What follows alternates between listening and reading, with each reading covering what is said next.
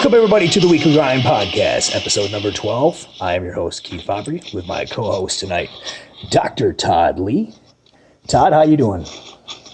I'm doing fantastic. How are you doing, Keith? I'm all right. And tonight, Todd, we have a special episode. This is our first episode like this. This is the female takeover episode, where we have with us a couple of guests tonight, female competitors, and they're going to talk about all things women. So the whole show will be basically geared right around women and women competing. So with us tonight, we have NPC Natural women's physique competitor, Deborah Jean Terpstra. Deborah, how you doing? I am well, thank you. And we have IFBB Pro bikini competitor, Amy Landry. Amy, welcome to the show. Thank you. All right. Ladies, we're going to talk about all stuff women tonight. You're both experts since you're women. So that works out really well for us. We're going to try to answer some of these questions as well ourselves. We were supposed to have Delane Hart, IFBB Pro Women's Physique competitor, on tonight. She is ill, so she called me today and said that she would not be able to make it tonight on the episode because she's just not feeling up to it. She actually had to leave work today because she believes she has the flu. So we'll bring Delane on another time. I'm pretty sure you girls can handle it by yourselves, so you have a lot of knowledge, so this should go very, very well. Why don't we start? Deb, why don't you go ahead and tell us a little bit about yourself in case anybody doesn't know who you are, and we'll go from there. All right. I started competing in 2014, and I did a Kalamazoo show. It was a small show, and I competed in women's physique, and I won that show. And then I went on to do the John Simmons, where I qualified. And then I went on to do Junior Nationals, where I took it as a good experience, I guess I would say. Kind of got my butt kicked, but it was a good time. And then I tore my rotator cuff and have been out for a bit. So hopefully 2018 we'll give it a go again. Okay. Yeah. And, all right. Amy, why don't you tell us a little bit about yourself? I started competing in 2015. My first show was the Great Lakes Ironman. My original goal was to just compete in true novice and novice, but last minute I decided to compete in open. I ended up placing first and placing overall in all true novice, novice, and open. And then in 2016, I competed at the Michigan State Championships, where I won overall in bikini and won Miss Michigan. And then a couple weeks later, I competed at Junior Nationals in Chicago. It's my first national show, and I placed fifth in my class. And then this year, I competed at Junior USA's, and I placed third in my class, and then I won my class at Junior Nationals this year and became an IFBB Pro. Awesome. So what, Amy, for you, what's your first pro show? The plan is to do the Chicago Pro. It's not until July 6th or 7th. So I may do a show before that. It kind of just depends really where I'm living and kind of what the job situation is at that point. And then seeing how I do at that show will kind of depend what I do the rest of the year. Gotcha. That's actually piggybacks with one of the Wings of Strength NPC shows, that Chicago Pro. They're combined in the same weekend. That's a pretty big show. That's right around the 4th of July. Yep. Okay. All right. Well, let's go ahead and let's get into this thing. Let's get some of these questions. I got a bunch of them for you. Very well. All right. First question, and this is just basically off the questions that you ladies gave me and that Delane gave me, is stuff that's frequently asked. I went ahead and I kind of combined some of your questions because there was some overlap.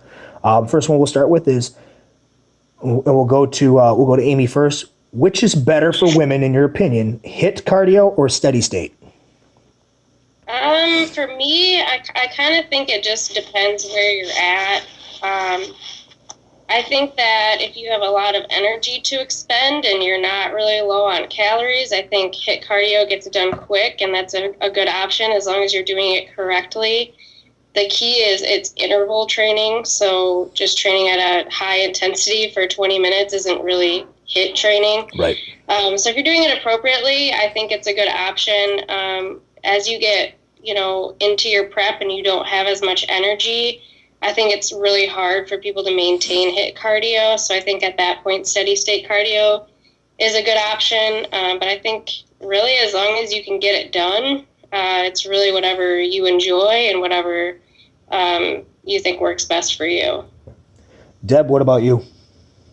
Yeah, I would have to agree. I think she answered that really well. I tend to incorporate HIIT with my clients at the beginning when they have more energy, and then when it's petering out, we'll switch to steady state, or we'll do, last in another session that is fasted in the morning, or at a different time. So it just, you got to do what you got to do to get the fat off. But I agree that you have to have the energy to do it correctly. And I've had clients even at the gym when I've run into them doing HIIT and have had to demonstrate that, to do it correctly. Right. Yeah. Because a lot of people will set a machine at intervals, and it's not the same thing. No. So, yeah. Todd, what do you think about that? What have you, in your experience with working with female clients, what works best? I think what Deborah said is important, that just because you say do HIIT cardio and they say they're doing HIIT cardio, it may not be to the specifications of the definition of HIIT cardio. And so, really, fasted cardio, you don't have glycogen, really. So you're going to be burning muscle. And especially with women, burning muscle is a really bad choice. So I would go steady state in a fasted state, or steady state post-training. But before they lift, that warm-up cardio, you could do HIIT cardio for 5 to 8 minutes, 3 intervals, 4 intervals, 5 intervals. And that will, if they got the right tunes on, their headphones, that'll pump them up and get them aggressive enough to hit the weights with some fervor, assuming they've got the emotional energy. And that's where some pre-workouts would come in. Unfortunately, that's what makes the high stimulant pre-workouts popular, the ones that have hard drugs in them. And those hard drug stimulant pre-workouts burn off muscle. So you stack that with a muscle burning HIIT cardio, you got a real problem. Obviously, in someone's keto, you never want to do HIIT cardio because they don't have any carbohydrates to burn. It's going to go right off the muscle. As soon as your heart rate's over 130, you're burning muscle pretty much. Right. Yeah. For me, I've always used kind of a blend of both. I'll usually start them with steady state cardio, especially fasted as their first cardio, and then I'll incorporate HIIT. There are some cases with some people where they can handle doing just all HIIT. But the problem with the HIIT, like you guys touched on, was they got to do it right. And the best way that I found is either 15-second sprint with a 45-second walk, or 20-40 works well. Anything over 20-40, I feel like you're going too far and too much, and you end up taxing your central nervous system as well, because it's just too much sprinting for your body to be able to recover from set to set of intervals. So it needs to be 15 seconds, 45, or 20-40. I find with women, 15-45 seems to work better than the 20-40, because sometimes even that's too much for them as far as going too long, just because of the fact with the hormonal, the estrogen buildup and that kind of stuff, there's an issue there. So if you can keep them to where they're doing the proper amount, like you said, and it's pretty effective, even if you are on low carbs. So I don't necessarily worry about the low carbs. I'm more worried about how they are mentally at that point. If they've got the energy and they can muster up energy to do some HIIT cardio, even 10 minutes is more effective than doing hours of steady state. The other thing I was going to say that you need to factor in is time. And right. If somebody doesn't have 40 minutes to do steady state cardio, they're not going to do it. So right. You're better off doing 8 HIIT minutes than anything if they can fit it in there. So right. Again, it's individual to the client, I feel like. Yeah, and I always make sure I write it in the plan so there is no confusion about the HIIT. Is that I'll make sure I write in there it's 15-second sprint, 45-second walk, and I tell them it's balls to the wall for 15 seconds as fast as you can go. And then it needs to come down to a very, very slow, like, walk for the 45 so that your heart rate comes back down to normal. I usually just say like 8 on the stair mill or like 12 on the stair mill for 30 seconds, 4 on the stair mill for 60 seconds. Make it a setting that they push, because I know what their gym, which stair mill they got at that gym. Right. Then it makes it simple, just 8, 4. You know, because if you tell them the heart rate, or you tell them to, like, if sprinting on a treadmill is hard, because you're likely to break your neck when you're switching speeds, because you got to hop to the side rails, hit the button, hop back on. That scares the snot out of me. I do it on the elliptical. I tell them do it on the elliptical. It's the safest thing, and they're still hammering away at it.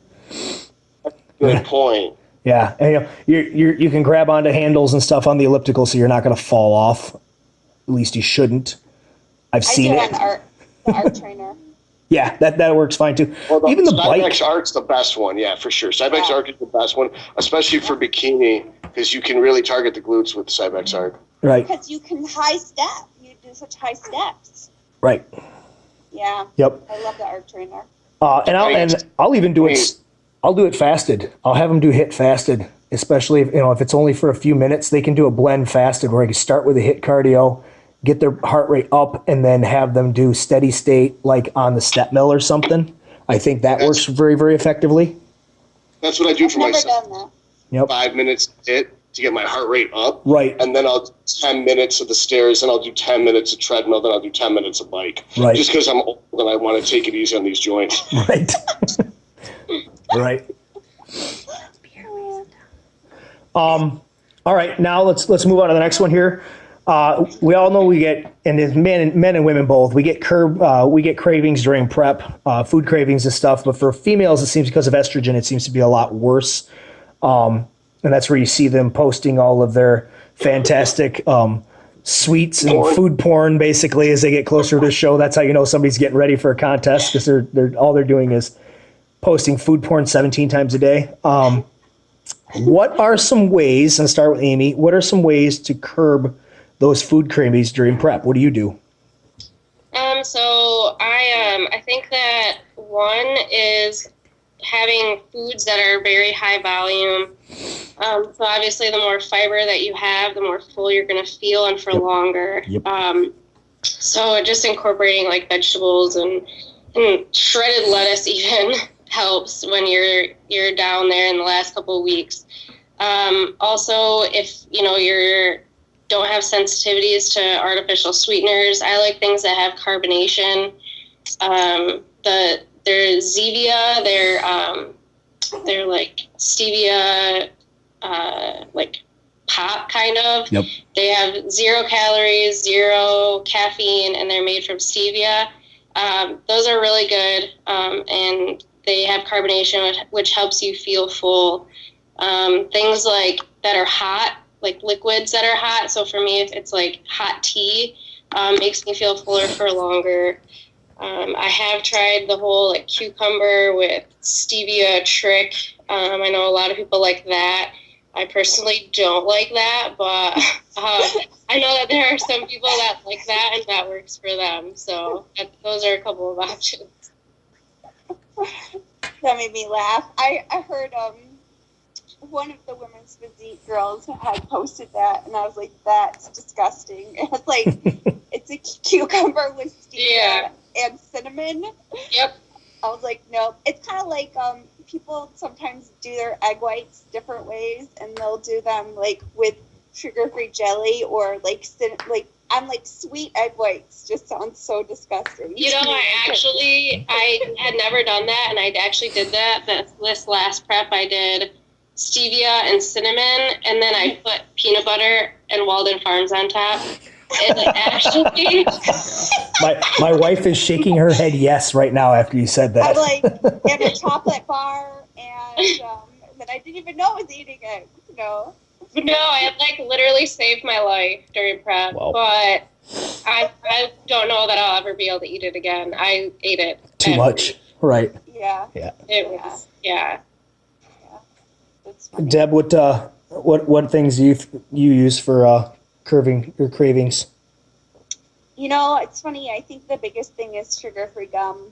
Like Yep. if you're chewing, yeah, and you search out the flavors, you know what I mean? Like you see them and you're like, what? There's peach mango or whatever. Like I find all the gum, all the gum flavors. So good. I like doing amino acid slushies. That's so just do amino acids with a little bit of water and ice, and you blend it up. One of the companies makes a Coca-Cola flavored amino acid, and so it kind of is like, it just tastes like a 7-Eleven slushy type of a thing. It's pretty good. Right. Yeah. I'm definitely down for the coffee, like hot. It doesn't matter if it's summertime or whatever. When it's prep, I just want coffee all the time. So, yeah. Todd, what are some of the things that you've found that you've given female clients that help them out? I'm pretty bad about that because I remember back in the day, I used to have all these clever ideas and shit, but as my calorie requirements have went up, I've learned to control my estrogen better and better. And I've not gotten big in the off season. I'm always coming into a show without having any real hunger issues. It's not like it used to be where you used to stare at the ceiling, crying like how you want to die. You like hold up fetal position on your bathroom floor. If only have another spoonful of peanut butter. No, I just don't do that shit anymore because I found that everything everyone else did was a pretty addictive foods. So if you just months straight on food that tastes like shit, you forget what food tastes like that's actually enjoyable. Right. And you stop thinking about using your mouth for pleasure in general. Right. So it's like, if all I eat is chicken and rice in the off season or sweet potato and chicken, then it's like before the show, you're having less carbs with every meal, but you got carbs with every meal, or you're having eggs and turkey for breakfast. You'll have sweet potato and turkey. You lift, you have sweet potato and turkey, then you have turkey and sugar-free ketchup. And you're done for the day. Like, you don't really have that. You just knock that shit out. Right. And in the end, what I remember I used to do was lettuce with balsamic vinaigrette. Mm-hmm. And I used to just use calorie-free condiments. And I'm actually a pretty good cook. You wouldn't know it, but I'm a creative motherfucker, and I've been doing this since I was 12. So it's like I've found so many ways of making, my favorite dish is taking sweet potatoes and chicken and mashing it up with sugar-free syrup and cinnamon and stevia.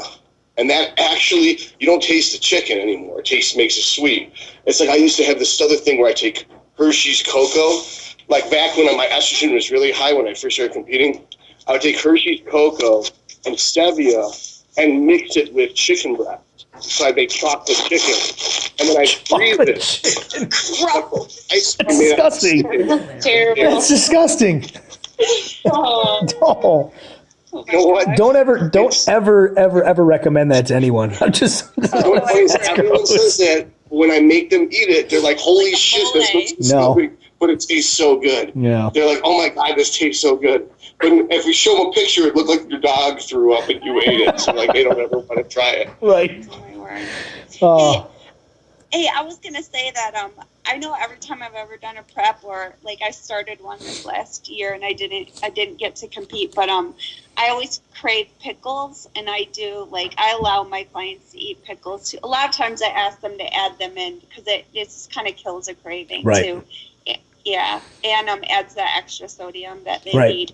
And then also switching to raw vegetables is nice too if you like to eat zucchini or celery or any of those things raw, that it just takes longer to eat. And I feel like it has a better, uncooked fiber has a better fiber power, because we get I'd say at least 50% of my clients have digestion issues, especially towards somewhere along their prep. Right. Just because they're eating mostly, especially females, are eating so much protein and very little carbs. So. Yeah. Well, if you don't cook the vegetables, they're going to take longer to digest than they would if they were cooked. So it makes sense that it's going to keep them feeling fuller longer. So it's going to make their stomach feel like they're not hungry longer and give them a longer time between meals, so they don't have those. Because a lot of that hunger craving and stuff is just the hunger pains that come with it. You're like, man, I want to eat. And especially when you get to the end of a prep where you just want to chew all of your calories. That's what you want to do. You don't care what it is. You want to chew everything because you're just hungry and you're chomping at the bit. That helps. For me, it's always been coffee. Same thing. I'll drink coffee all day long. I'll eat a meal and I'll drink a cup of coffee halfway between those meals. That meal and my next meal, always coffee. Sometimes I'll use some tea. It just depends, but for the most part, it's just coffee for me. Black coffee. That's it. And more of, like Amy, like you said, lots of vegetables and stuff, adding vegetables. One thing I think is key is that as your food comes down, and Justin Harris said this on one of the show we had him on too, Todd, is as your food comes down, just make sure the food volume is the same. So you're taking calories away, but the food volume should stay the same. So like if you're having like a cup of food from carbohydrates, and you're having like a half a cup of vegetables and that goes down to a half a cup of carbohydrates, you should add a half a cup of vegetables so that you're still chewing the same amount of food and you're still getting the same volume of food in your stomach. That'll help from that, because a lot of the times what happens is I take some carbs away, but I don't add any food to it. And now that meal became less volume in my stomach, which means that it's going to digest a little faster. And then I'm going to have longer time between meals where I'm going to be hungry. And that's going to cause some cravings. Right. So the other thing I want to add in is I found that with women, when you put them on a diet, they get constipated, and I feel that's because they're nervously eating vegetables in excess. Right. Because they think vegetables are good for them and it'll make them not hungry. Right. But then they get decomposing green vegetables in their colon, creating bloating, painful gas, and then they can't go to the bathroom. So it's a huge nightmare, and dudes never have this problem. So I was like, what does every guy hate and every chick love? And it's veggies. So I found that if you limit the amount of veggies they get to only a half a cup cooked, then it causes that constipation issue that pops up to be less of an issue. Then you can titrate up the amount of veggies they eat as their digestive tract assimilates and gets used to all the veggies. Because some vegetarians, their diet consists of Cinnabon and Twinkies.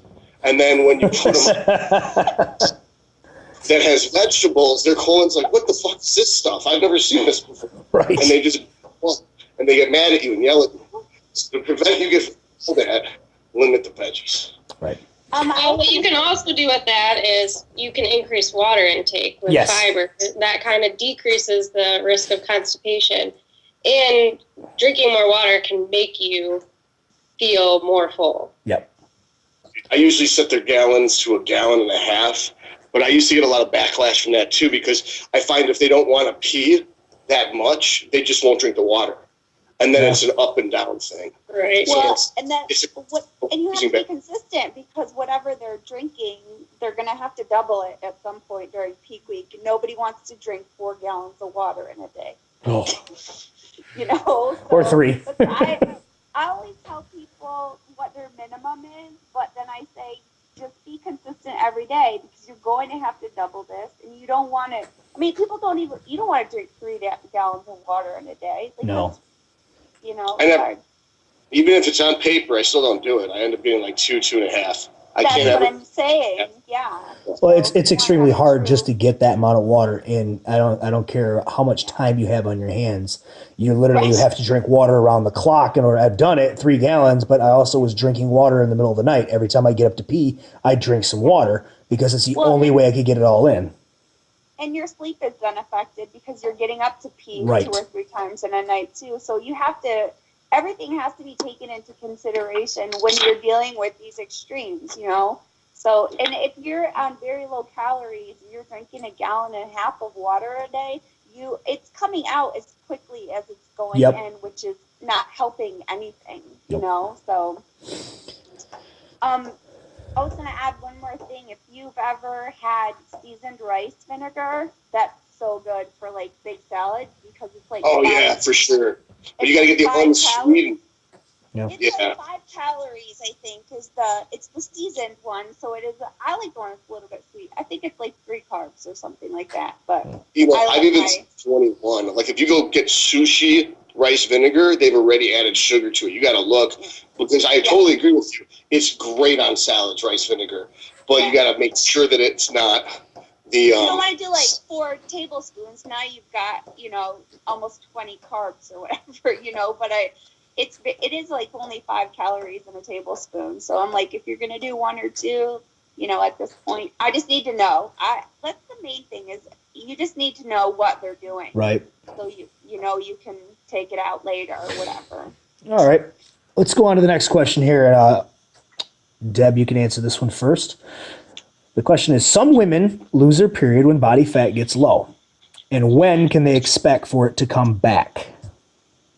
Oh my goodness, those lucky bastards. I've never experienced this. So, I would say if it's gone at a certain, either the body fat is going to affect that, or the amount of exercise is going to affect that. One of those are going to play into a factor of causing somebody, right. or possibly drug use. So, when it starts to come out, or when it starts to stop, I would say that, it's going to come back when you reverse out of your prep and get to that similar point. I guess that's what I would say, what I would expect anyways. So whatever you did, if you undo that, or you get to that point again, then I would say that's when you expect it to come back. Right. But it's such a crapshoot, because you don't know, like I've had, like myself, I have to time shows around it because it never goes away. And I've had girls that, 2 weeks into their prep and they're 14 weeks out, and it's gone, and it doesn't come back until, 2 months after their show. Right. So. Amy, what do you think on that question? I would agree with that. I think that is such an individual thing that happens. It can depend what type of birth control someone is taking, if they're even taking birth control, if they were and they stopped.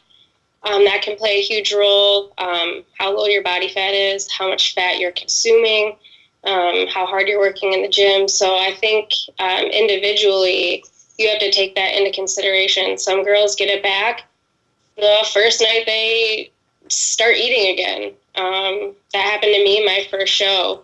Other people, it doesn't come back for 6 months after they compete. So, and I've known girls that it doesn't come back at all. So it kind of just really depends on the person. I think in a perfect situation, once your calories get up, you start decreasing cardio. You can expect it to come back relatively soon. But, getting blood levels drawn, going to see your doctor, without doing that, you don't really know for sure. Right. Todd, what do you think? Honestly, you'd think I'd have something smart to say. It's one of the most confusing things in the world to me. I know that there's like some, vague ideas out there, like 11% body fat or less. I find it has more to do with, 30% of your calories come from fat is ideal for LH and FSH release. Yep. But if your calories are super low, 30% may not be enough. Right. So if your calories are low, if your fat intake's low, obviously cholesterol is what the sex hormones are made from, not fat arbitrarily. So it's your your caloric intake, your cholesterol intake, your total body fat percentage. And then there's the emotional stuff, because I know that the emotions play into the sex hormones, and sex hormones modulate emotions, obviously. Yep. And then that can have a negative feedback loop with cortisol and stress, which then has a whole nother ball of nightmares. And it never, sometimes you'll have competitors that'll say to you, I've been competing for 8 years and I've had tons of coaches, and you're the first guy that's ever wrote me a diet so healthy I've had a period. And then, I'm like, I'm sorry, shit. And they're like, no, I guess it's a good thing. And then like the other times you'll have people who start prep and it goes away and it never comes back for a long time and they're super happy. They're like, awesome, I don't have a period anymore. And it, like, one thing that Amy pointed in is how hard are they training? Yeah. A lot of people, if they're training hard, they've got a negative caloric value you can't calculate. You can calculate calories burned on cardio. You can't calculate really how much calories someone's burning in the gym or the afterburn they're getting from the calories burnt in the gym. So that's an excellent point Amy made. Yep. So that's about it. As I look at those three factors, cholesterol intake, I try to make sure they have at least one whole egg or two whole eggs every morning before 9 a.m. when they would actually be making their sex hormones. Try to make sure their calories are high enough if they want a period, and that's like 1,500 or more. And then make sure that, I've never seen a girl really get much lower than 12 or 13% body fat, but there's been times where you finally see the person in person and they're way leaner than their pictures. And you're like, shit, you're at like 8%. Fine. Right. And so it's like, you haven't had a period in 3 years. It's just right. I feel like the bikini competitors that I've had are more apt to lose their period, and I'm thinking it might have something to do with somebody who has more muscle can be eating more calories or have even more fat in their diet and still be leaning out. I think yeah. I think most of it attributes, let's say drugs aside, most of it is attributed to, like you said, with cortisol levels and stress on a lot of that on the body. And it comes a lot of that from low caloric values and hard training, or as hard as a person can train at the time. I think that's probably going to be the key contributor to losing that period. The other one is obviously body fat percentage, like you said, Todd, the 10, 11%, whatever it is. I've seen most of the time once females get around that true 10% body fat marker, right around there, that's where it starts to go away. But again, a lot of that can be the stress that their body is under from being so lean. So I think mostly it's cortisol levels and stress is what's going to cause that to go away. And then from a nature point of view, like, can a baby grow? If they're not eating enough and they don't have enough hormones and they don't have any body fat, is their body a fertile field for a seed to grow? Right. If it's a fallow field, if it's a dry earth, seeds won't grow. So it's like, if there's no way that this mother can support her own life, how the fuck is she going to eat for two? The body's not going to get her pregnant. That's just going to kill the host. Right. It doesn't make sense from a nature perspective, an evolutionist perspective. As far as when it comes back, I think, Amy, you said when you start eating again, you've seen it. A lot of that too, you hear of women, and I know for a fact with my wife, having it the day of the show. Gone for the entire prep. All of a sudden it creeps up and comes back the day of the show. And it's because of the fact that she's carb loading. She's eating more carbohydrates. Her fat intake gets a little bit higher as we get the day before the show, as we're trying to hold that carb load. And lo and behold, the next day, guess what? Hi, I'm back. And so it's like, oh, okay. And I've seen that too, it comes back the day of, or it comes back within a few days. Then you get some that they're so lean and they haven't had it for so long that it takes an extra long time for it to come back. Because again, the body is trying to play catch up. Mm-hmm. All right, let's go to the next one here. And Deb, we'll start with you on this one again. And then we'll go to Amy. How important for a female is blood work, either during your prep or right after your show? I do not want to start with this question. All right, then Amy, go ahead. Well, speaking from myself, I'm like, because I'm a pharmacist, I'm like one of those people that do teach because I can't do it. I've never gotten blood work done. I wish that I would have, just to see where I was at before and after, see if it really made a difference. I think that if you do have hormonal problems, or you are taking performance enhancing drugs, that getting blood work is more important.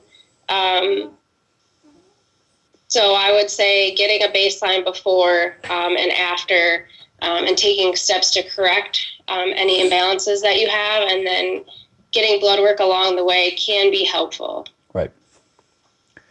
So, a couple of years ago, I forget, just because of my age, I ended up having blood work done, and my test levels are slightly lower than what they're supposed to be. And I was taking an acne medication that was causing my test levels to be lower than what they were supposed to be. So I have to agree that it's not something that you think about doing, or you think about, I'm going to compete and I could mess up my hormones because I'm going to be in such a low, such a calorie deficit for so long. We're doing, lots of cardio or stuff like that. So I feel like more people should, when they go to their doctor, have an annual, ask for blood work and have your hormones tested so that you have a baseline. And I would have to agree with that. Yep. So that if something comes back to you and it's off, then like I had to do another blood test at 6 months later to see, because I didn't have a baseline. Is this my normal, or did something happen? You know what I mean? Right. Yeah, I feel like blood work is important for everybody. It doesn't matter male or female. I think if you're going to compete and if you're going to put your body through that kind of stress, whether you're using any kind of drugs or not, you're going to want to see where you're at in the off season when you think you're feeling great, and then where you are during contest prep, probably halfway through, and definitely coming out of the show, because it can cause so many different issues with the thyroid and everything else. You're going to want to get blood work tested for everything, just to make sure that you're taking care of any problems that may have actually caused yourself during contest prep, and that you're aware of what the issues might be and how to actually fix them. So I think it's important. Todd, what do you think? You guys are going to hate me. All right. But I honestly think that blood work creates more problems than it solves, because we live in a hypochondriacal culture where people panic, and the existing doctors don't know how to read the blood work they just ordered. That I would agree with. Absolutely. Yep. And you basically oh my God, this is low. What's going to happen to me? Blah, blah, blah. And it's like 10% low. It's like really relevant. And it's like you just went to a burning building with a thermometer. It's going to be hot. You don't need to measure it when you're in prep. You need to measure it. It's like, let's say your show's in June. Get your blood work done in December. Get your blood work done in August. Right. 2 months after the show. Is it the same? Shit's awesome. Your show didn't fuck you up. But you can expect that if you're going to put yourself through something equivalent to the New York City fireman's test or Navy SEAL training, motherfucker, your cortisol is going to be high. Your BUN's going to be high. Your creatinine's going to be high. Right. On paper, it's going to look like you've got kidney failure. They're like, oh, we did an echocardiogram of your heart. It's large. It's like, motherfucker, I've got an athletic heart. I pump out more in a minute than you do in a day. Right. Of course my left ventricle is going to be large, but my septum's not large. So if you're not a doctor and you can't go in there and defend your blood work from the other asshat who's never lifted a weight in his life, he's just going to, with your head, sell you some pills. Well, those pills are going to be like, I'm going to give you some statins so you can rip your tendons. Then you'll see our orthopedic surgeon for your rotator cuff injury. Well, the other issue with women is that, we have all those phases of our menstrual cycle. So the hormones are different for every one of those phases. So if you don't get your blood tested at the same time of the month every time, it's going to be different. Be trying to compare factors. Apples and oranges. Yep. Yes. Right. So I have to agree with you that it is more complicated. I remember my creatinine was very high too, and I was like, oh yeah, well I eat 150 grams of protein or 200 grams of protein every day. So, but most doctors aren't that smart. They don't even fucking that it's an indirect measurement of eGFR by taking one device of creatinine. The fuckers failed that class, and they managed to pass on the point to other classes. You're smarter than almost any doctor I've ever talked to who doesn't compete. Right. All right. Well, trying to argue with them that you need to get blood work done too. It's very hard to find doctors that are, I messed up my back a couple of days ago, and I went into a doctor today, and she's like, well, you put your body through more crap than anybody that I know. And it's like, okay, but this is my normal life. So did I hurt myself or did I not hurt myself? I just Right. need to know so I can go back to doing what I do, to doing what I do. But they don't understand the sport, and they don't understand it just, I don't think they really want to. They just, Because they would have to face the fact that they could be doing something to be healthy, and they could be getting all the but they're too lazy. So they'd rather pretend it's bad. Don't lift anything, pills, and let them touch you. Right. It's better for you. All right, let's do, this is the last question, then we're going to take a commercial break. There are lots of theories about birth control during contest prep. Should it be eliminated during that time? Amy, go ahead. For me, I have never eliminated it. I mean, I can't. I have an implanted birth control right now, and I have never had any problems. I think it's kind of an individual decision that someone has to make, I guess, depending on your lifestyle. Right. And whether or not you feel comfortable doing that, if you think it's worth it to do something like that. There can be benefits to it. It really just depends on the person. Deb? Yeah, a lot of that stuff is individual and how people respond to things. My last prep, I was thinking about going on a birth control, and I had decided it in the middle of prep just because my periods were getting so bad and so close together that it was like every third week I would have a period, and I wasn't losing any weight. That week would be like a wash.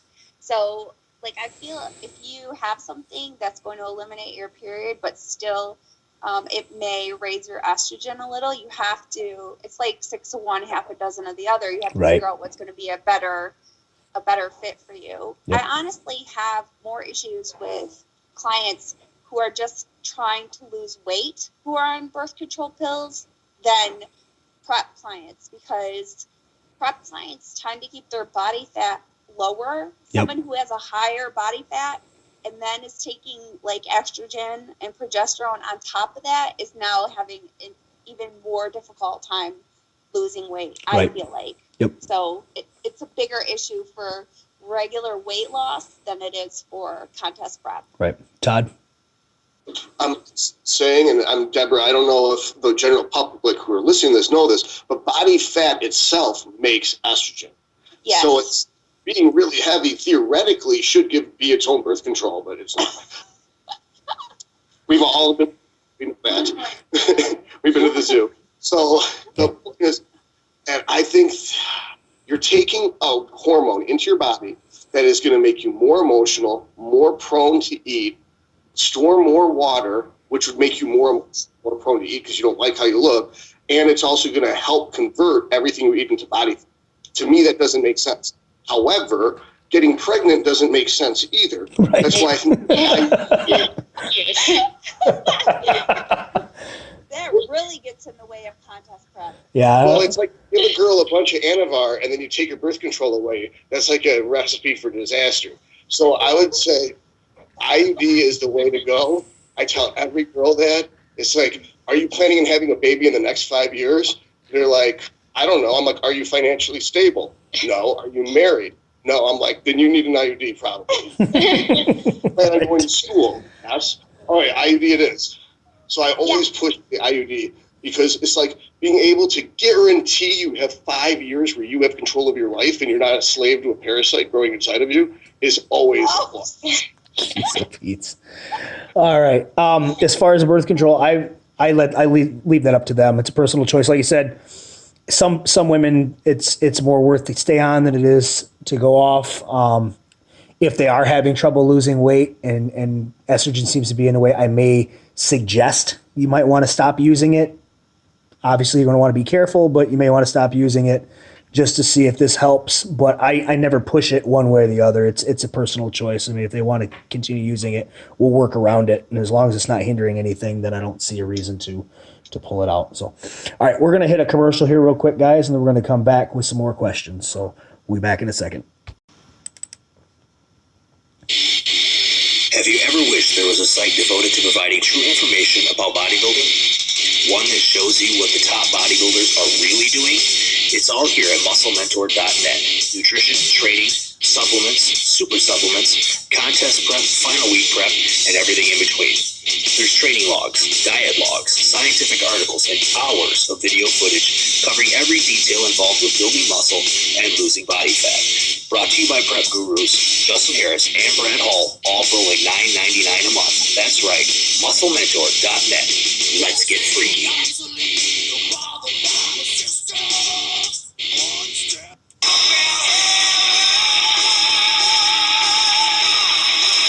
Valhalla Labs at valhalla-labs.com.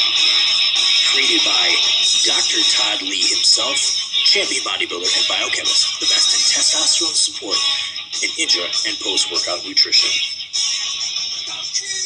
And we are back. All right, guys, we got some more questions here to answer. We've talked about HIIT cardio and steady state. We've talked about curbing cravings during prep, blood work and how important it is, about losing your period during contest prep, and then about birth control. I think we've touched on some pretty good questions. Let's go into the next ones.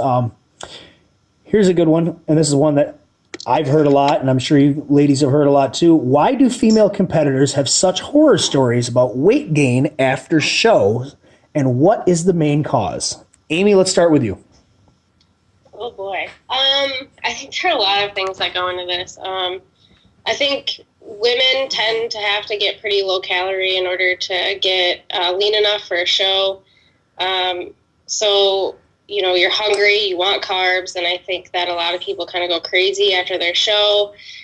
Everyone has the intention of reverse dieting, and they come with all these great reverse diet plans in their head and on paper. And they don't but do I it. think, you know, once they get done with their show and they see food, they kind of just can't stop. Yep. I think that that's part of it. Your metabolism is so sensitive that, yeah, some of it's water weight, but your metabolism is really low at that point, so some of it does get stored as fat. And then I think that, especially after a show, women get really hard on themselves about their body image. It's really hard to see the scale go up. It's really hard to see their body fat go up. And so they start to eat emotionally and kind of just say, well, screw it. Like, I'm not lean anymore. I'm just going to just go back to eating whatever I want, and I'll diet later. So I think that kind of, both of those play a role. Right. Deb, what do you think?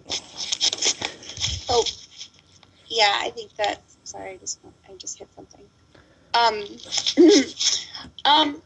Yeah, I would have to agree 100%. I think the intention is there. And then I think the problem, too, is to not have a goal beyond the show. So, like, they get done and whatever happens. And Yep. then they're like, I don't really know, like, it's almost like I don't have a purpose. So, because I had such a goal that just took up my whole life for the last 3 or 4 months. And they don't think about, well, where do you want to be in a week or 2 weeks, or what's the next step. And yeah, a lot of it is you were very low calorie. I mean, I've heard girls say, like, it's like they think they don't know what happened, but they're like, I just baked a whole cake and I ate it. You know Right. what I mean? Like, it's stuff like that where you're just like, okay, so you know what happened here, so let's talk about this. Like, Right. But and the funny thing is, like, when you're in when you're in prep, but I'm going to say like 6 weeks out or less, you suddenly you can't even see yourself. You can't see what you look like, which is, I mean, why most people need a coach. But you can't see what you look like, and so it takes, like, you put this weight back on and you look back and you're like, you think, oh, I'm not that far from what I used to look like, because you can't really see what you looked like when you were that lean. Right. So it's just a big, like, you need somebody. It's like you're blind from 6 weeks, and then, for the reverse, I would say at least 6 weeks to, post. Like, you need somebody to hold your hand, to walk you through it, and to walk you back out, or you're just going to be walking into walls. Like, it's just a big mess. Right. Because you can't see it. Right. So, Todd, what do you think about that? I think what Amy and what Deborah said was 100% accurate, and they're way more diplomatic than I am about it. So I'm glad they went first. I think that, a lot of people blame the T3, Yep. blame the Clen. And I don't think Clen and T3 fucks up their thyroids. I think their crash diet, because they were eating whole cakes before their prep, is what fucked up their metabolism. If they were on point, they wouldn't need the Clen and T3 in the first place. Right. But then you run into the low self-esteem system where every girl at your gym's using Clen and T3 in your show. You feel like you're bringing a knife to a gunfight, not using Clen and T3. Rather than you're like, motherfucker, you are the guns. They ain't shit compared to you. That's not how girls think. I was like, they better bring a fucking howitzer, because I'm bringing nothing. That's like my attitude going to a show, because guys are culturally conditioned to overestimate their value. They're taught to be cocky, and it's socially acceptable. Right. It's actually socially unacceptable to be humble. Whereas, you get mixed signals about that, but we know the reality of it. But with girls, they're so ashamed about everything that they have to be overly timid and meek and shit. So that they go into stuff with this low self-esteem attitude, like, I need drugs to win this show because these other girls that are fatter and uglier than me are using drugs. It's like, no, you're prettier than them and you have a better body. You don't need shit. And like Deborah said, there's no accurate self-assessment. I'm backstage at the show almost in tears for 9 years. Like, I'm fat. I'm awful. And everyone's like, God damn it, you're lean, dude. What the fuck? And you're like, oh, I probably don't look as bad as I think I do. And I keep winning, so there's probably something to this shit. Right. But, every time I walk into Pro's gym and I see a picture of my side chest, I can't believe what my glutes look like. Because the day of the show this year, I could have sworn my ass was all saddlebags and jiggly.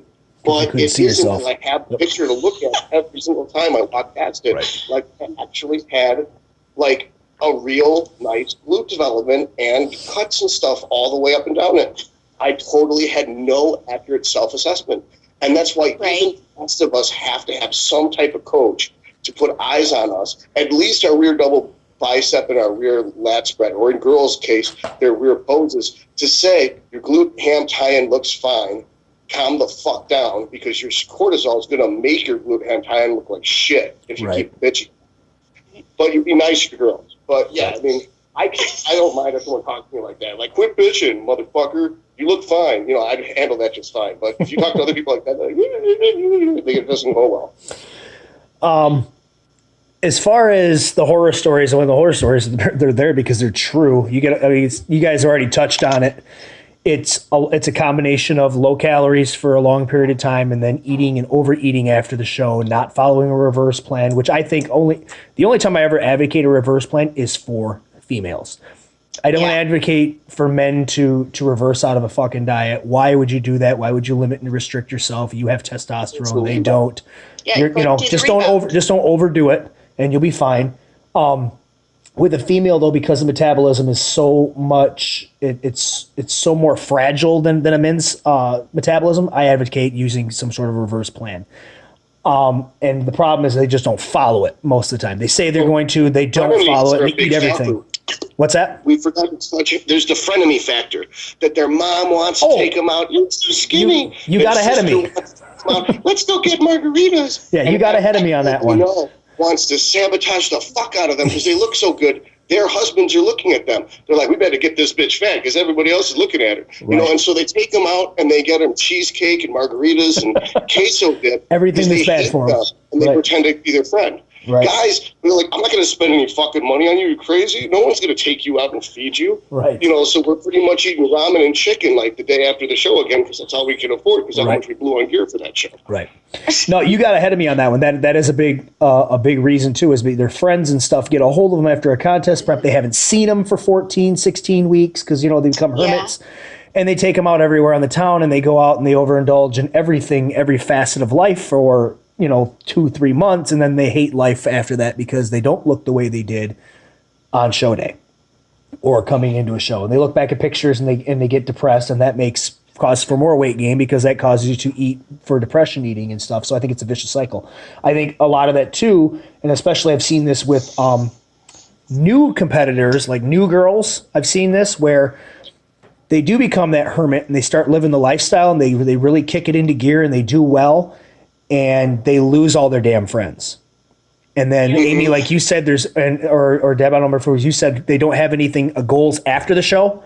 They don't have any friends to go back to. They don't really know where to go. They don't really fit in with their friends anymore after the show because they've been non-existent for 4 months. And that can cause some depression issues where, what are you going to do? You're going to turn to food. You're going to turn to doing things that you weren't doing before. So I think plus the stress and everything else causes cortisol buildup, can cause whatever you are eating to be twofold. So I think that can cause a lot of issues too. Drugs aside, obviously, if you're eating T3 like they're fucking Tic Tacs, then yeah, that's going to cause you an issue too coming out, especially when you quit using it. Cleanse the same thing, but I'm just talking about the basics of your body, it's your metabolism and your emotional state is what I think causes most of that weight gain after the show. Well, and I think it's important too to keep in mind that, as unfortunate as this is, a woman's body is pretty much made to make children. Yes. Your body cannot support life when you're that lean, and so your body does pretty much whatever it can to get back to a place where you can get pregnant and have a child. It's homeostasis. Yeah, your body's 12%. constantly fighting to get back to its genetic set point. You're constantly fighting to make it go away from it. Right. Yeah, 12 to 18% for sure. But a lot of girls don't realize what looks best to most men is that 20% range.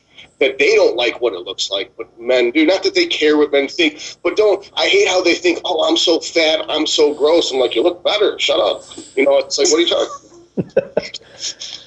All right.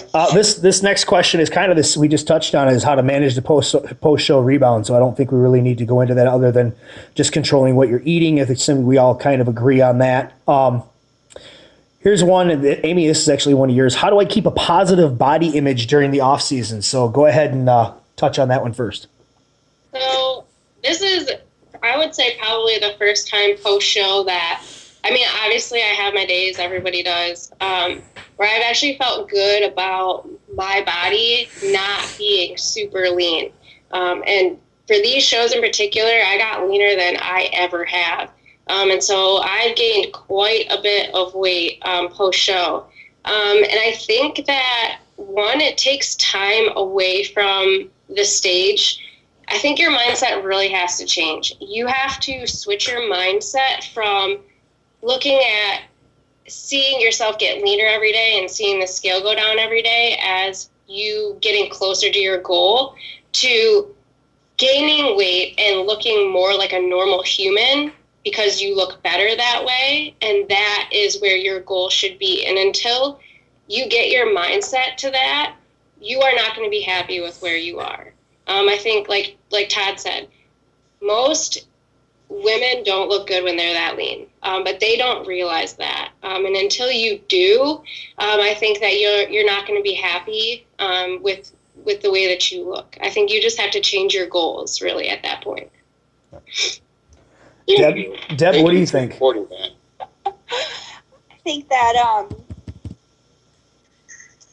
it just has a lot to do with your perception of yourself. And I think the day and age that we live in, a lot of girls get caught up in things like, guys too, but a lot of social media comes into play. Like, I've heard girls like, well, I'm not lean, so I'm not as freaky looking at my pictures, and my pictures don't get likes. Or they look at the girls who are not competitive, but they're the Instagram models, and they look the same all the time. So, it's like, that's not what you do. That's not what I do. So, to explain it, it sounds funny, but, it's like, yeah, I get really lean to look good for one day, and then I spend the rest of the time, like Amy said, looking like a normal person for the most part, what I think looks pretty normal. And, I'm trying to build muscle and create the body that I want. So it's not about what anybody else thinks, and you have to think, have to keep that mindset. Like, everything that I'm doing with creating my body is for me and my goals and my purpose, not what anybody else thinks. Right. Yeah. Todd, can you take a break from your microwave so you can answer that one? I've been pretty good at it. You've been pretty good about it. I heard that, though, and I just started laughing. I tried to not laugh, but I was like, fuck it. I'll call him out on it. But what do you think? What do you think would help? I mean, obviously, we don't know. It's different for a man for positive body image, but for a female, what do you think are some things that they can take out of coming out of a show and stuff and having a positive body image during the off season? Well, I think I can empathize more than most because I'm a cancer, and I had coached hundreds of girls over the past 10 years, forever. But I would say it's really hard for me to gain body fat after a show.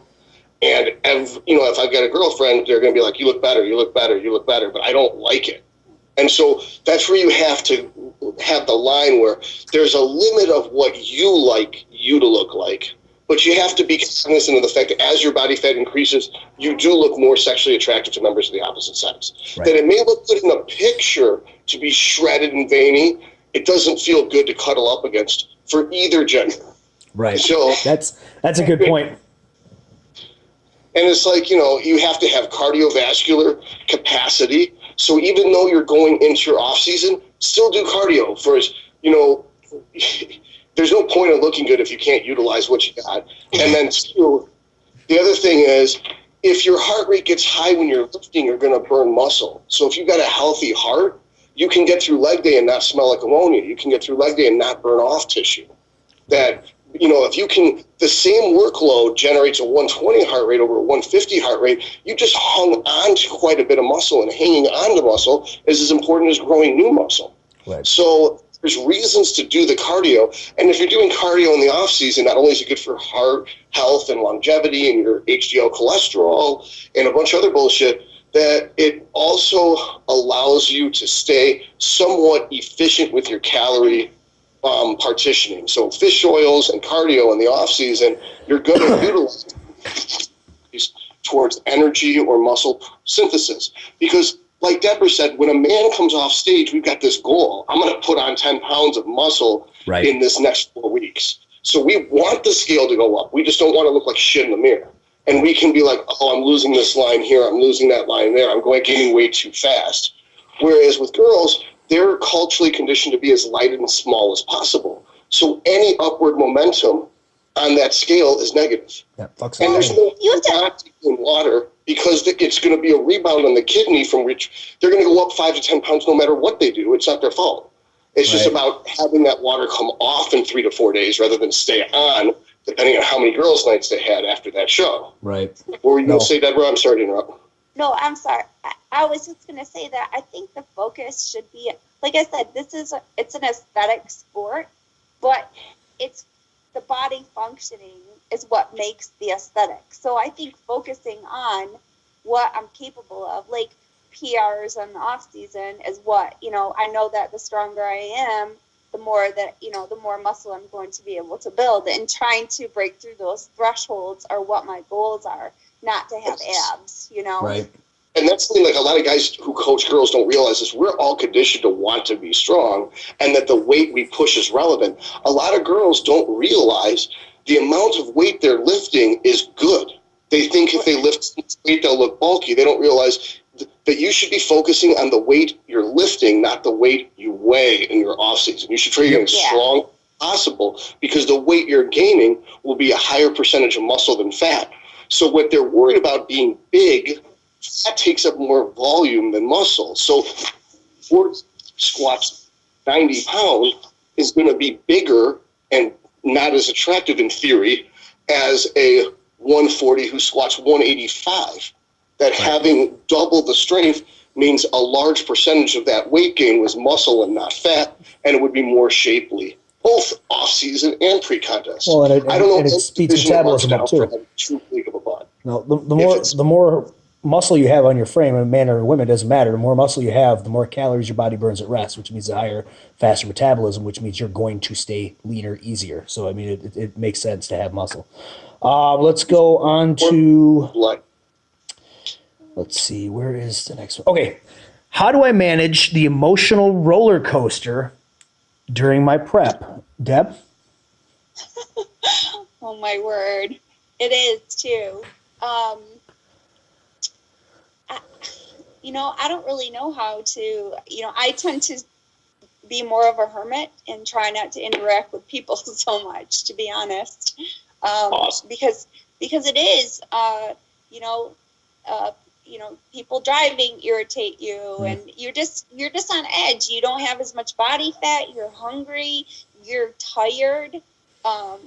It's just how it is. So you have to either be able to be kind and patient and put that face forward, or you need to stay away from people. Right. That's what especially people that are going to, because they're going to irritate you. People are, everybody is different, and you run into people that rub you the wrong way regardless, wherever you go. So, I just tend to, I hang around my daughter and people that I love, and I go to the gym and work on my meals and just, talk to people that are supportive and are going to be a positive influence, which is, again, probably why if you have friends who go out and party and they're all like, after my show, I'll come, hang out with you. And then at that point, you're like, I don't really want to do this anymore. Right. Yeah, you do end up losing friends because of it. Yeah. But that's okay. Like, if they just wanted to party with you, they probably weren't great friends anyways. It's not a huge deal. Right. But it will lead you to your circle. I feel like a contest prep will lead you to your circle, people who are going to support you from beginning to end and beyond, Right. Amy? I say just suck it up.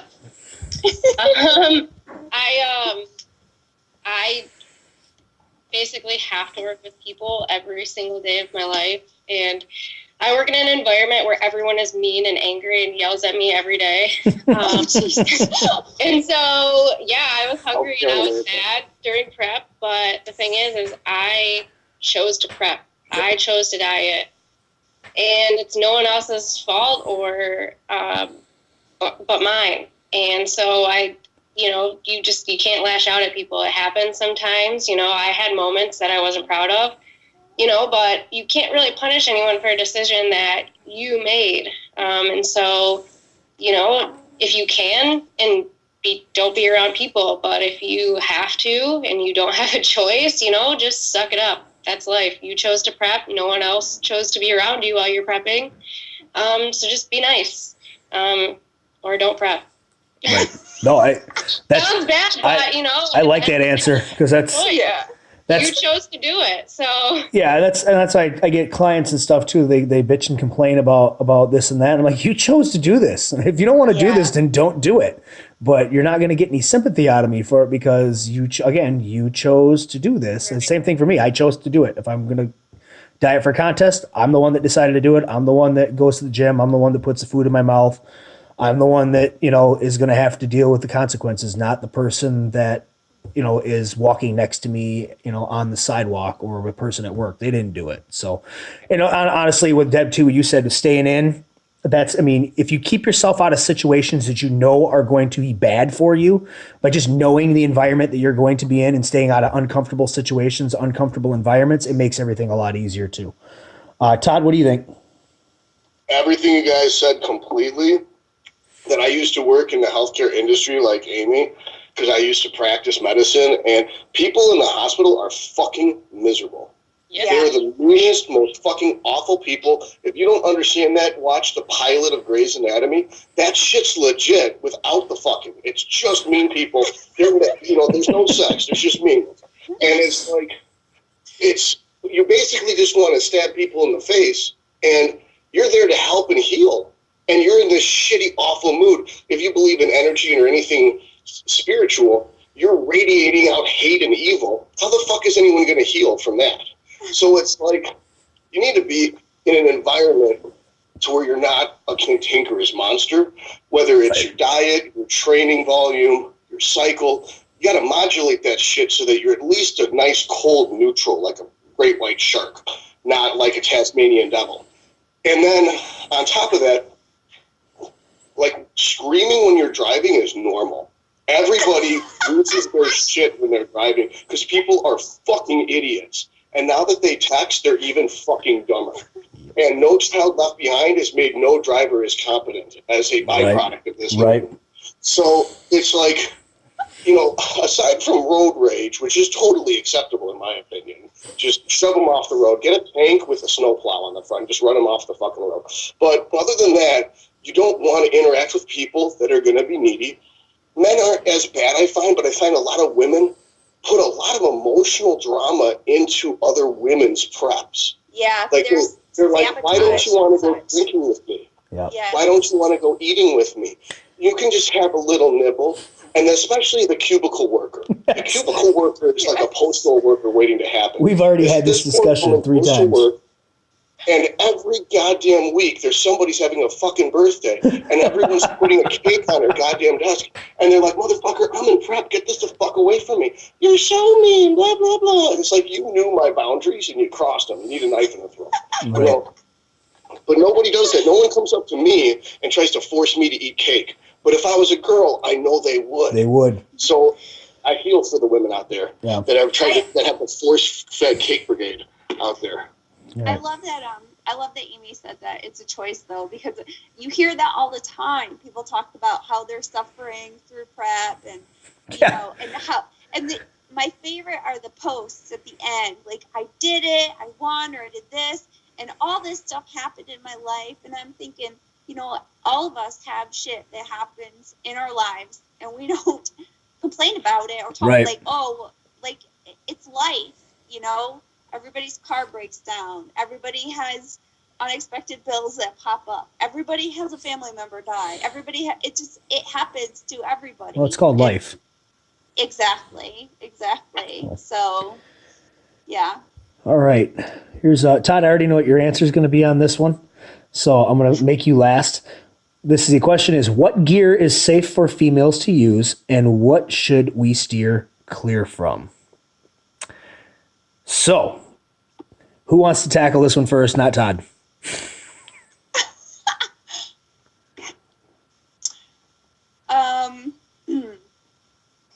I'm going to say, as far as safe goes, if your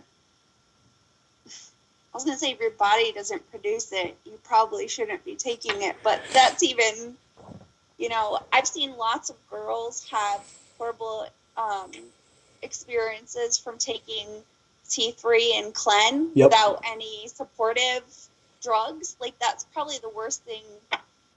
It's one of the worst things you can do as far as damaging your body and looking like crap on stage. Right. I feel like. I've heard of girls taking Tren, which blows my mind. I'm never going to recommend that anyone takes any of those things, because I do not want to be responsible for the repercussions. Right. So I will discuss and allow them to decide what they want to do, and they will tell me. But I do not say you need to take this or you need to. And a lot of times if they say, oh, well, you know, do you think I should take this? And I'll be like, nope, I don't think you do. I think you're doing great, and we just keep plugging away, you know, or we have a better way or a better solution. I will always try to steer someone from doing, illegal substances, I guess. Right. All right, Amy, as a pharmacist, you know the pharmacology behind a lot of these drugs. What do you think on the subject? Well, so I guess the answer is, in my opinion, there is no drug that's going to be safe for a woman to take unless she has an indication for that drug, like osteoporosis or weight loss due to cancer or breast cancer, Right. or hypothyroidism, as those are recommended indications for some drugs that women use. So unless you have that, it's not really going to be safe. And even then, no drug is really safe for someone to take. There's always going to be side effects. True. So, I mean, it's up to someone individually if they want to risk the side effects and the outcomes that occur if they decide to take those drugs, and if the benefit outweighs the risk. Right. All right, Todd, go ahead. So it's kind of like the same thing as what Amy said. It's like saying, what drug can I take that I know nothing about at all and I don't know is real, is safe to take? Is like, which demon should I summon to kill my enemies that's not going to try to backlash on me? It's like, you're talking about the blackest of black magics. You're trying to alter your form with alchemy and potions and shit and Right. not have it backlash. So it's to think that I find the worst choice is using something that is a DHT analog, Yep. basically dihydrotestosterone. So the oral anabolic steroids, Anavar, Anadrol. Tren is not. Tren's a progesterone, but it functions like a DHT molecule. All those will have the most permanent, disfiguring, masculinizing effects. Now, as far as the reason why Anavar is perceived as safe is because the dosage is so low. It's like, 5 milligrams of Anavar is safer than 50 milligrams of Anadrol because you're using 10% as much. Right. Now, in the case of, and a lot of times people buy a 50 milligram Anavar pill and they're getting Winstrol, and Winstrol's a totally different animal. So the point is, as far as Clen and T3, those are non-steroidal, non-androgenic. So you're not going to look like a dude from taking them, but Clen is asthma meds. So when you're off of it, you got asthma. Awesome. Yep. Enjoy your cardio. And it's like a T3, it's like, okay, I'm going to crank up my metabolism, but it's going to be for shit afterward. Right. So what I found was that And it's going to burn everything. Like it burns muscle. It burns muscle. Yeah. So that's what a lot of people, and like what she meant by the safety drug, and I don't mean to speak for you, but if you mix Clen with T4, they bind to the muscle cell and somewhat protects against the catabolic effect of T3. I think that's what you meant, Deb, by protective. Yeah. But you didn't want to give like a chemistry lesson if people could kill themselves. But the point I'm making is you could use 40 micrograms of Clen for about 2 weeks and probably come out okay. Right. You could probably run 15 to 25 micrograms of T3. And the problem is in our drugmatic fuck-brain society, is that people hear I say, 25 is probably safe. I'll do 50. It's like, did you 25? No. Yeah. It's like, that's why you're afraid to ever give someone correct advice, because people are so fucking stupid, they can't even follow correct advice. Right. Life depended on. Yep. More. Yep. So so like women, anabolics, you don't need it. Just lift right. As far as diet drugs, don't do dumb shit in the off season. You won't need to use drugs to diet. And a lot of people say that's ridiculous, but I've actually had quite a few overalls, first place, first time people by using no drugs at all. And they didn't believe it the whole prep. And then they get off stage. You're like, I really did look bigger and leaner than the other girls. I look like a woman still. And I didn't believe you any step of the way, but you're right. I could do this drug free. I'm like, just use the force. The power was inside of you the whole time. You didn't believe in you, but I believed in you. Right. And you believed in me, and that was enough. But next time, we don't have to fake it till we make it. You can believe in yourself. And, there's a rainbow that shoots out of their ass and everything. It's like perfect. It's the most sharing is caring our power moment. When a girl finds that she doesn't need to use fucking drugs to look like a girl. Like, you're already a girl. You don't need to use drugs to look like a girl. You're already a girl. You use drugs to look like a man. That's my 2 cents. Right. Yeah. Obviously, I don't want to advocate them using anything at all. I think if you can get away with, and goes with men too, if you can get away without doing it, go for it. And if you don't need to resort to using it, if that time doesn't come in your life where you need to, then don't. Stay natural as long as you can. Stay natural if you can forever. But unfortunately, that's not always the case of what happens. Sometimes they have their heart set and their mindset that they're going to do the drugs, that they're going to use anabolics in some way, shape, or form. They're going to use T3. They're going to use Clen. And in that case, I have no problem advising them about how much they should use and what it is that they should use to keep them and steer them clear of things that I know are going to fuck them right up. Tren being one. Any girl that tells me she's using Tren, I'm going to stop that shit right when it starts. You're not going to use that. This is why. This is what you're going to fucking do to yourself. You're dead set on using drugs. Okay, let's take a different approach here. I prefer you don't use anything at all, but this is what we're going to do instead. I found that, like Todd, you said, Anavar is only safe because of the low dosages and stuff that you can't really, you're not doing a lot of. You're right. 5 milligrams of Anavar a day is not going to do a whole lot to somebody from a disfigurement standpoint. If you're running it yearly. What's that? If it's real. If it's real Anavar. If you take it every day, that's a different story. I mean, if you ran it 365 days a year, yeah, you're gonna run into problems.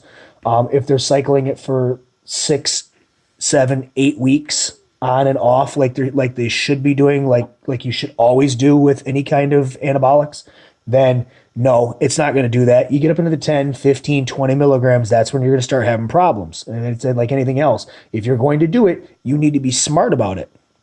You can't just be fucking reckless and do whatever you want. That's like me. I mean, I'm not just going to shoot 3 grams of fucking test and expect that I'm not going to have estrogen go through the roof, because it's not going to. It's going to happen, and it's going to fuck me up. It's going to cause anxiety. It's going to cause a lot of problems for me. So you have to be smart with what you're doing. So Anavar, if you're going to run it, that you're going to have to keep it a low dose, 5 milligrams. You really don't need any more than that, as far as I'm concerned. Todd, would you agree? You don't need any more if you're going to use it, period. You probably wouldn't need any more than 5 as a female. A man would need a lot more, but that's... Okay, so the crowd is like, fuck him, I'm using 10. For those people, use the 10 pre-lift 4 of your 5 lifts a week. I think that if you spike it and you're not using it every day, you'll have less side effects than using 10 every day. Right. I think 5 is a low enough of a dose that if, let's say you're going to do fasted cardio, 5 before fasted cardio every morning, fine. But if you're going to take more than 5, only take 10 on the days that you're going to be lifting. Right. If you're going to spike it like that would be fine. I personally I've never seen anybody that really, as long as they're fucking training and eating like you're supposed to, they don't need any more than 5, period. Never. They don't need any more than 5. Other ones that would be safe, and we're not talking about bikini here. We're not talking about even a lot of figure girls. We're talking about women's physique. We get up into the different, more enhanced, drier, leaner physiques and stuff that have to be bigger. Small doses of EQ are not going to do a whole lot to you. Nandrolone is not going to affect you in a negative way as long as you're taking small doses and we're not running it for fucking year round. Again, I've seen that where it's been successful and there hasn't been a whole lot of issues. Now, when we start going crazy doses, you start using testosterone, you're going to have problems. Tren, you're going to have problems. You want to stay away from that shit. And I'm being real because I want them to know, because I know there's girls out there that are thinking about doing this shit. And if they don't fucking hear somebody actually say, stay the fuck away from it, they're going to try it. They may try it anyway, but at least then they'll know that I said don't do it. Didn't you say that they're classified as like certain drugs will cause, basically they're either going to damage you on the outside or the inside, isn't that right? I think yes. Not everything damages you on the outside. Everything does some damage on the inside. Yes. But it's all dose and genetics were dependent. Right. There's dudes who will smoke 3 packs of cigarette a day and live to 95 and not get lung cancer. And there's people who will smoke one pack of cigarette a day, and they'll have lung cancer, breast cancer, and brain cancer by 50. Right. So it's something else kill you before this does. Right. Like steroids aren't as bad for a man as drinking beer, but girls will get different disfiguring external effects very quickly. That's the only real concern with girls. Isn't the health problems, because the doses they use are so low. It's the margarita on girls' night is more damaging. It's more damaging than the 10 milligrams of Anavar that they took. Yeah. The other one, if you can actually find it being real, again, another one that if it's real is Primo. That's another one in low dosages that would be okay to use. And I would say low dosages, I'm saying like 50 milligrams a week. And again, you want to cycle this shit 6-8 weeks. You don't want to be going very much longer than that. So like if you're starting your fucking prep, you should start your prep on nothing. And then start using it as you're going to get to the point where your muscle is going to start coming off of your body because you're having to diet extreme. That's when you want to use it as a female. You want to keep the muscle that you've earned in the off season that you built on your own and keep it during your prep. That would be really, honestly, that's all you really need it for. We talked about earlier. What's if that? You're building strength, you're building muscle. Exactly. If you were 50 pounds heavier, but you're no stronger, you didn't build any muscle. You put on body fat. Hydrated existing muscle cells. You might have filled your existing muscle cells with glycogen. You didn't actually grow any new muscle if you're not any strong. Right. The ones that you want to stay away from, obviously, testosterone, trenbolone, Winstrol. Anything that's DHT or DHT converter. Right. Turnabol. The ones listed were non-DHT converters. Dianabol. Androlone, like Decker NPP, does not convert to DHT. Any EQ or Primo does not convert to DHT. It's DHT is the molecule that converts a female fetus to a male fetus. The other one that I would touch on that seems to be around now, and it seems to be the new thing that's actually replacing Anavar because it's so much fucking safer and there is no issue, is using SARMs like Ostarine, a selective androgen receptor modulator. Because there is no conversion, it does bind to the androgen receptors, but it selectively binds, so you're not doing full conversions and stuff. There is muscle growth with that without all the damn side effects, without all the water retention, and there's no crazy sex drive changes as well, where, with Anavar that comes into play where, you increase Anavar, sex drive is going to go through the roof, and then other drugs to bring it back down normal and stuff can kind of fuck with emotions and fuck with hormones and stuff to the point where it does start making a woman into a man. Ostarine is one that's kind of going and becoming the new thing to use in place of Anavar because it's a lot safer and because there isn't as many issues. And for Ostarine, 7.5 to 13 milligrams seems to be the active dose that most female competitors are using. Okay. I mean, I won't dispute that because the big problem I have with Ostarine is that for the same amount of anabolic potential in a man, you have a great deal more shutdown with the Ostarine. Right. But since shutdown in a woman would mean no period, less estrogen, less fat acquisition in a pre-contest limited cycle, that's not a bad thing. Exactly. All right. Well, I got all the questions, guys. We got through that faster than I thought. I figured it was going to take like 2 hours when I was looking at all the questions, but because I combined half of them, it didn't take as long. You guys got anything else you would like to touch on, Amy or Deb? Anything we didn't cover? No. No? Not all at once. Amy, are you taking on new clients? Maybe she wants to advertise a little bit. She can do that all she wants. I have like 3 right now. It would be my goal to go down to part-time at my regular job and take on more clients. But right now that's not possible. So if I were to take on any more clients, I think I'd be a little bit overwhelmed. But, Right. If anything changes, I would definitely take on more. But right now I'm pretty much stressed out. Amy, quality of life will go up so much if you walk away from healthcare and just do this. You're clear. I coaching so much more than dealing with patients. Clients are 100 times better than patients. So, ladies out there who want to do bikini, please contact Amy and beg her to do it. Amy is very, very bright. I've been doing this a long time. I have not heard anyone in the bikini. This is a pro here too, and she's educated. I mean, this is your best bet for an awesome coach, and she's got an open roster. So hire her immediately. Well, thank you. I would definitely love to. Either be a pharmacist part-time from home or not be a pharmacist at all. But. Right. I just feel bad because everyone at your job is evil, it sounds like. I feel bad that you have to go. Well, I mean, I work in a really bad area too, so that has to do with it as well. So Are I think you if I worked in a better area, that might help. are you right in Benton Harbor? Or you work right in Benton Harbor? Yes, I Oh, do. Not only fuck. Benton Harbor, but Walmart in Benton Harbor. Oh yeah, So- you're getting the lowest of the low coming in there. Yes, I am. Yeah.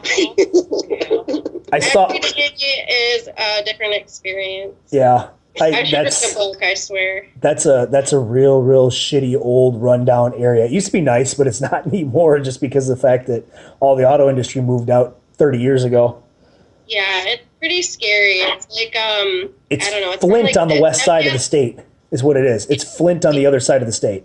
Yeah. No it's way, kinda like really? Oh yeah, dude, yeah, it's it's awful. on like the top 10 list of like worst cities in like I think the United States or The something. United States, yeah. Yeah. It's Yeah. terrible. Amy, I have a question for her. What got you interested in bodybuilding? What got you started? I danced when I was in high school. I danced for 9 years, and when I went to college, I just stopped dancing. I pretty much like stopped doing any kind of physical activity, and I just did cardio a little bit here and there, and I was actually like very scared of like going to the gym because of the weights. So I bought a treadmill so that I like wouldn't have to go to the gym, and I was dating someone at the time that had a gym membership and was like, well, just come, like, you'll be fine. And so I went and I, like, lifted a little bit and I liked it, but I didn't really know anything. So I think, like, most people my age, I went on social media and, you know, started following people that lifted, and most of them at the time, it's kind of phased out, but at the time, most of them competed. So I was like, well, you know, I was on stage before. I missed the stage. I danced, so you know I might as well give it a try. Had no idea how hard it would be, but I fell in love with it, and I've been competing ever since. Yep. Nice. Yeah. Did you? You said you danced. Did you dance competitively on a competitive dance team in high school, or was it a competitive like studios? No, it was just a dance studio that my best friend's mom owned, actually. Okay. We just had like a yearly recital that we did. It was like very small town. Gotcha. Nice. Gotcha. All right. Anything else, guys? I really enjoyed this episode. It went really smooth. I was really impressed with their answers. That is basically they know how to say exactly what I'm thinking, but they're nice. They're nice about it, yeah. Well, I don't know if I was nice, but Compared to Todd, you were nice, Amy. Compared to Todd, you were nice. okay, I guess that's true. So, yeah, I'm impressed, guys. Thank you for coming on. This was a good episode. We'll get it out tomorrow. It'll be online, available. Share it up. Show all your friends.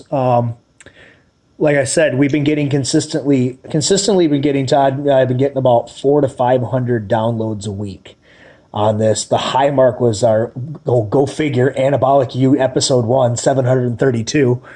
That would be the highest one. It's just like we said. But I would like to see if we can't hit 1,000 with this one. I think we're going to get more female listeners just because we have you guys on. So that's a good thing. Definitely have you guys back on again. Oh, well, I want to mention. Go ahead. I want to mention that that I'm taking on clients also. Oh, yeah, definitely. And your website, withmefit.com, correct? Yep. Okay. Yeah, I have testimonials are right on the homepage. So I have 5 contest prep clients right now, 5 or 6 going into the spring. And What shows are they doing? let's see, Kendra is out in California. I don't know the names of the shows, and now she's going to do another one 10 weeks after the one that she's doing.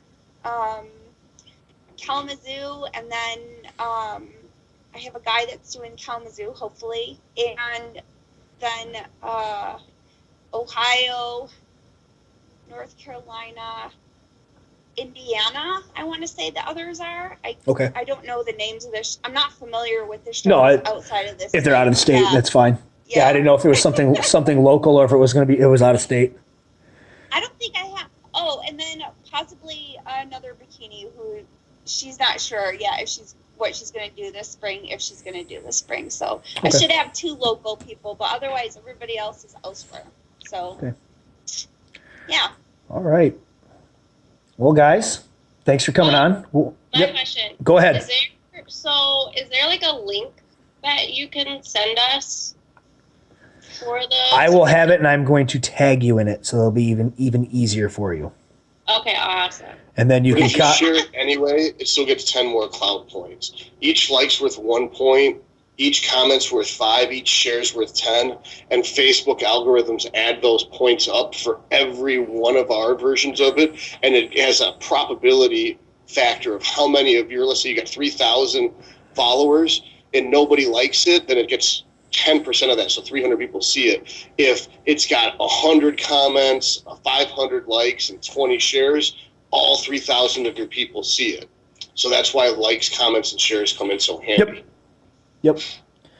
All right. So yeah, I'll have the link to the actual page, the Weekly Grind podcast page. The link is on there with all the other links to all the other shows, and then you can just you can share off of that. I'll tag you right in it, so it'll be all set. Okay. Okay, awesome. All right, guys. Thanks for coming on again. I enjoyed the show. We'll have you both on at some point again in the future, especially once you get you guys decide what you're doing. Amy, when you decide what you're doing for contest prep for a pro show, maybe we'll have you on during your prep or with the beginning of your prep or even after the show to talk about it. Deb, same thing. Keep us updated on what you're doing, and we'll have you on again. Okay. All right. Awesome. Thanks for having me. All right. So for Thank you. Todd Lee and for Deborah Jean Terpstra and Amy Landry, I'm Keith Fabbri saying thank you. This has been the Weekly Grind podcast brought to you by Valhalla Labs at valhalla-labs.com, and keep grinding.